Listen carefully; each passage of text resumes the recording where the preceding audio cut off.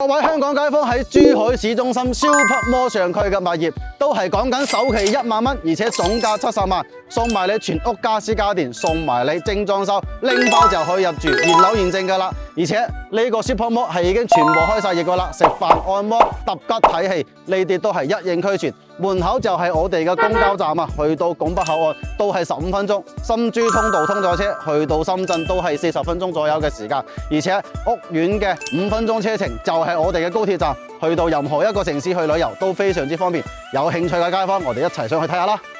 OK， 我哋而家嚟到你屋企啦。咁呢度咧係1100尺嘅單位，而且係南北對流，做咗4房2衛嘅。咁呢個我哋嘅主客廳咧，開間就係去到4米，南向望住小區園林景觀。過到嚟我哋呢邊咧，就係我哋6人位嘅一個餐廳位置，而且隔離就係我哋嘅 U 字型嘅大廚房啊。上下嘅錘頂櫃、抽油煙機、灶台呢啲咧都係全部 set 好晒俾你。呢個咧係你所見即所得，送埋家私家電嘅一個單位嚟嘅啊。OK， 咁入到門口呢個位置咧，就係我哋嘅一個公共衛生間，3分離嘅衛生間都係全部做好晒。呢邊嘅到頂鞋櫃都係全部 set 好晒俾你。我哋而家睇下我哋嘅休息區先。咁佢4間房係點樣做到嘅咧？嗱，所有個房間都係比較均真嘅，都係比較闊落嘅。呢個係我哋第一間客房。咁再過到嚟咧，呢度係另外一間客房。隔離呢個位置咧，做咗一個我哋嘅兒童房，有冇睇到啊？3間房咧，佢個空間啊都係會比較均真嘅，所以嘅話咧，佢都唔會顯得壓迫。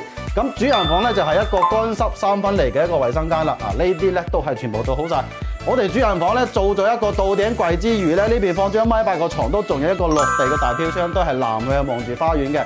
OK， 對呢一個99方喺珠海市中心70萬總價就可以攞到嘅珠海市中心屋苑，WhatsApp 阿 Eason 揸阿爾法過嚟帶你實地睇樓啦。